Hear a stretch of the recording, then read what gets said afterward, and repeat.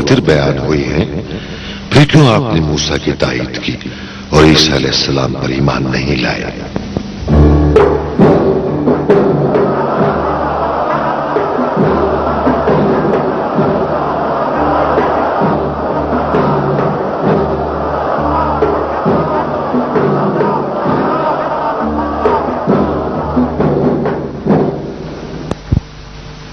موسیٰ ابن جعفر کے بیٹے،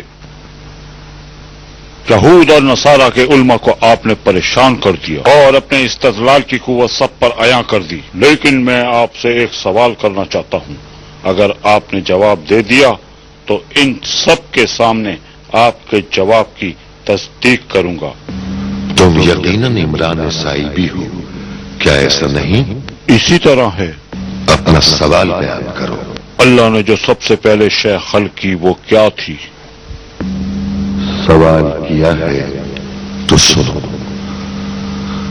واحد ہمیشہ سے واحد تھا اور ہمیشہ سے موجود تھا، تن و تنہا بغیر کسی ساتھی کے، اور ہمیشہ واحد ہی رہے گا۔ پھر اس نے گنگو اشیاء کو اپنے ارادے سے خلق فرمایا، نہ وہ کسی شے میں ہے اور نہ ہی کسی جگہ محدود، نہ ہی اپنے مانند کسی شے کو خلق کیا۔ اس نے مختلف اشیاء کو جداگانہ مامیت میں ظاہر کیا۔ اگر خالق ایک ہو تو مخلوق کی خلقت میں کوئی مشکل پیش نہیں آئے گی۔ اللہ مخلوقات کی خلقت سے تغیر پذیر نہیں ہوتا، بلکہ مخلوقات اللہ کی پیدا کردہ تغیرات سے متغیر ہوتی ہیں۔ ہم اللہ کو کس طرح پہچانیں؟ اس سے جو اس کا غیر ہے۔ اس کا غیر کیا ہے؟ اس کی مشیت، اس کی اسماء، اس کی صفات اور ہر وہ جو اس کی نشاندہی کرے، یہ سب اسی اللہ کی تدبیر کردہ حادث ہے۔ وہ کیا؟ بتاتا ہوں، وہ نور ہے، اس معنی میں کہ اپنی مخلوقات کی ہدایت کرتا ہے۔ کیا اس طرح نہیں ہے کہ مخلوق کی پیدائش سے پہلے ساکت تھا، بعد میں کلام کرنے لگا؟ سکوت وہاں صدق آتا ہے جہاں پہلے نطق درکار ہو۔ وہ مخلوقات میں ہے یا مخلوقات اس میں؟ اللہ کی شان اس سے بھی بڑھ کر ہے۔ اچھا تو یہ بتاؤ کہ تم آئینے میں ہو یا آئینہ تم میں؟ اگر دونوں ایک دوسرے میں نہیں ہو تو کیوں کر اپنے آپ کو آئینے میں دیکھتے ہو؟ اس نور کی وجہ سے جو میرے آئینے کے درمیان ہے۔ کیا اس نور کو آئینے میں دیکھتے ہو؟ ہاں۔ مجھے دکھاؤ، کہاں ہے؟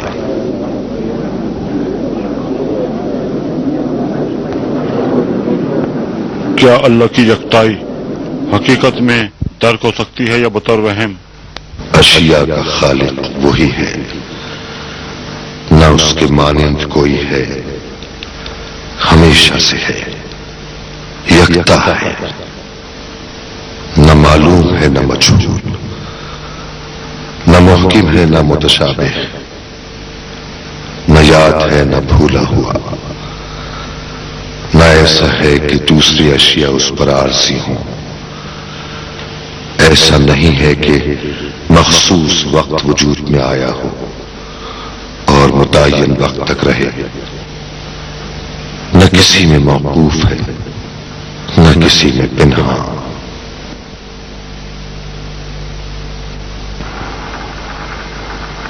پیشہ گواہی دیتا ہوں یہ وہی جواب ہے جو اب تک ہم نے سنا ہے۔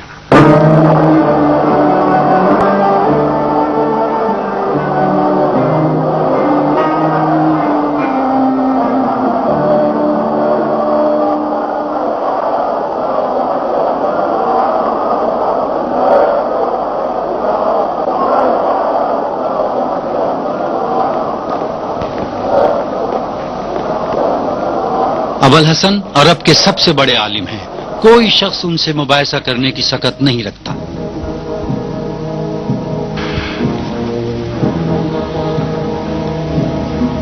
حقیقتاً کوئی شخص آپ کی مانند نہیں ہے اے فرزند رسول۔ کیا بہترین دلائل دیے اور کتنی خوش اسلوبی سے ان کو ان کی کم علمی کا احساس دلایا. کاش ہم سب اپنی جہالت سے آگاہ ہوتے. سب؟ آپ کی مراد سب سے کیا ہے؟ کیا میری طرف اشارہ کر رہے ہیں؟ کیا تم یہ سمجھتے ہو کہ سب کچھ جانتے ہو؟ سب کچھ نہیں، البتہ یہ جانتا ہوں کہ کیا ہوں اور بعد میں مجھے کیا کرنا چاہیے. جانتے ہو؟ ہاں، اللہ کی قسم جانتا ہوں. اچھا تو بتاؤ خلافت کے بارے میں کیا جانتے ہو؟ جانتا ہوں کہ کس طرح اپنی حکومت کی حفاظت کروں. کس سے؟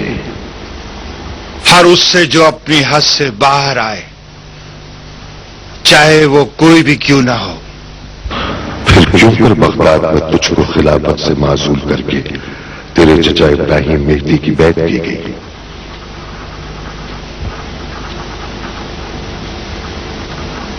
ایسا نہیں ہے. ابراہیم مہدی دراصل ہماری طرف سے نمائندہ مقرر ہے اور ابھی تک ہماری ماتحتی میں ہے. جس نے بھی تم سے یہ کہا جھوٹ کہا اور حقیقت کو تم سے چھپایا. تحقیق کرو تاکہ حقیقت کو جان سکو. یہ بات سمجھ لیں، میں سب کچھ جانتا ہوں. کوئی خبر ایسی نہیں جو مجھ سے پوشیدہ ہو. اچھا تو بتاؤ مدینے کے کیا حالات ہیں؟ مہاجر و انصار پر کیسے دن گزر رہے ہیں؟ کیا مدینہ تمہاری سلطنت میں نہیں ہے؟ کوفے کے بارے میں بتاؤ. حجاز و یمن ہر جگہ ظلم و ستم اٹھایا جا رہا ہے. فقر و تنبستی نے لوگوں کے سکون کو برباد کر دیا ہے. کوئی نہیں ہے جو ان کی مدد کو پہنچے. کیا تم سوچتے ہو کہ ایسی حکومت پائیدار رہ سکے گی؟ اے فرزند رسول، اور کیا جانتے ہو؟ جانتا ہوں کہ تم نے امور خلافت دوسرے کے سپرد کر دیے ہیں اور خود ہر بات سے بے خبر. جانتا ہوں کہ نصیحت کرنے والے کی نصیحت نہ سنو گے. جانتا ہوں کہ اپنی آنکھوں اور کانوں کو حقیقت پر بند کر لیا ہے. پھر بتاؤ کیا کروں؟ اس زمین کو چھوڑ دو اور اپنے آباء و اجداد کی زمین کی طرف پلٹ جاؤ. امور خلافت کو خود انجام دو. لوگوں کے احوال سے آگاہ رہو اور اگر ہو سکے تو اللہ کی یاد سے غافل مت ہو.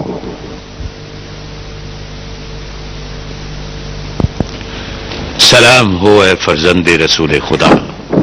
سلام پر بندے خدا. آپ نے آج خلیفہ سے کیا کہا کہ وہ اس قدر پریشان ہے؟ تمہارے بارے میں کچھ نہیں کہا ہے. ٹھیک ہے، میرا انجام آج رات بلکہ انہی لمحوں سے مربوط ہے. بہت عرصے سے انتظار میں تھا کہ کبھی تنہائی میں آپ سے گفتگو کروں اور بہت ہی عام گفتگو آپ کے سامنے پیش کروں. آپ نے اپنی باتوں سے آج نہایت ہی خطرناک قدم اٹھایا ہے. کیا میرا پیغام آپ تک نہیں پہنچا تھا؟ کون سا پیغام؟ یہی کہ آج مباحثہ نہ کیجیے گا اور اگر مجبور ہو جائیں تو کامیاب ہو کر دربار سے نہ نکلیے گا. ہاں، تمہارا پیغام پہنچا تھا. تو پھر کیوں؟ ایسا ہونا ضروری تھا. اسی وجہ سے شاید مامون آپ کو قتل کرنے کے درپے ہو گیا ہے.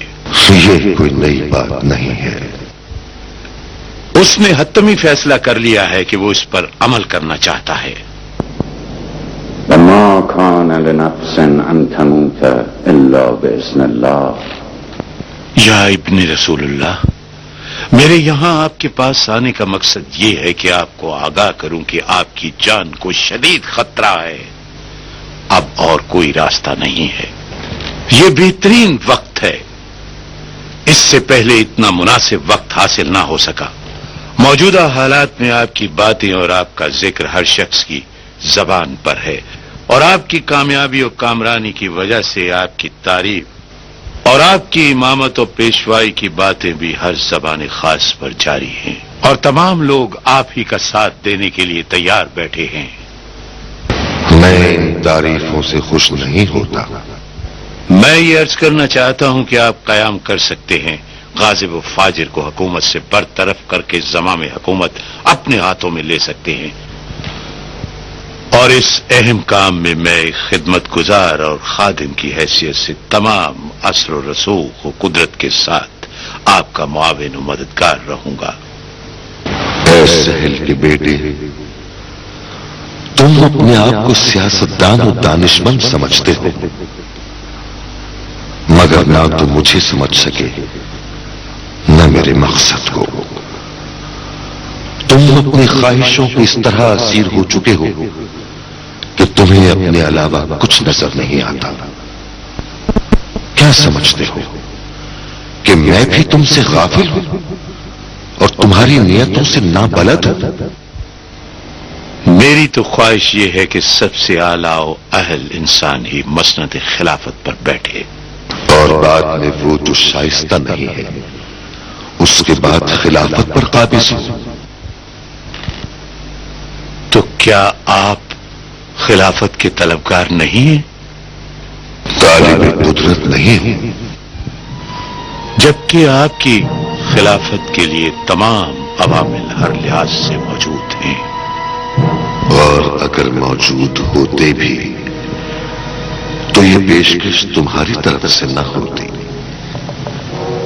اے سہل کے بیٹے،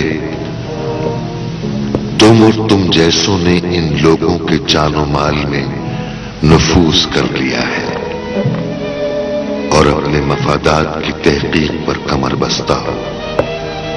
میرے پاس سوائے اس کے کوئی چارہ نہیں کہ دین خدا کو زندہ کروں اور شریعت محمد کو زندہ رکھوں، اللہ کی بارگاہ میں توبہ کروں اور اپنے انجام کی فکر کروں۔ میں نے جو کچھ کہا بھول جائیں، خلیفہ پریشان تھا، میں نے چاہا کہ آپ سے یہ باتیں کر کے خلیفہ کی پریشانی ختم کر دوں۔ تم جھوٹ بول رہے ہو، سچ وہی ہے جو تم کہہ چکے ہو اور اسی گھبراہٹ میں یہ باتیں کر رہے ہو۔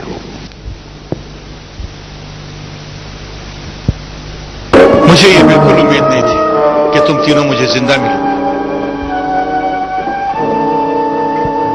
آؤ میرے ساتھ۔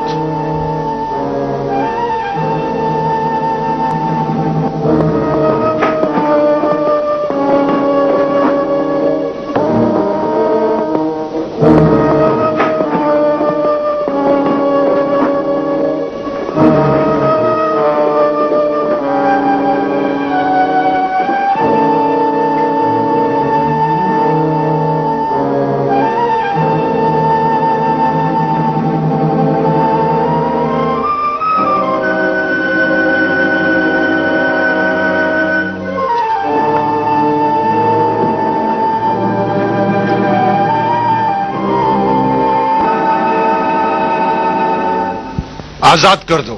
کیا کوئی حادثہ رونما ہو گیا ہے کہ خلیفہ نے اس حقیر کو اتنی صبح طلب کر لیا ہے؟ نہیں، کیسا حادثہ؟ کیا یہ ممکن ہے کہ اس محل یا اس شہر میں بلکہ اس پوری مملکت میں کوئی حادثہ رونما ہوا ہو اور ہمارا وزیر اعظم اس کے بارے میں بے خبر ہو؟ نہیں، ممکن نہیں ہے۔ البتہ یہ ممکن ہے کہ ہم اس مملکت کے امور سے بے خبر ہوں، مگر فضل ابن سہل نہیں۔ وہ سب جانتا ہے اور پوری مملکت کے امور کے بارے میں باخبر ہے۔ جوانی کی مستی، مزاج کی شوخی، الفت کا رشتہ کبھی کبھار خلیفہ محترم کو خدمت گزاروں سے چھیڑ چھاڑ پر آمادہ کر دیتا ہے۔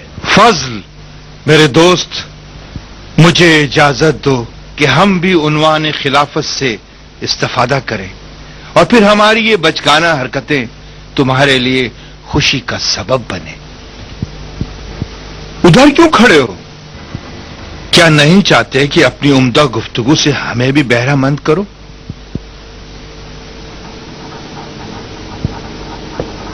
جانتے ہو فضل، کل رات میں سوچ رہا تھا کہ 10 برس ہوئے ہیں میرے باپ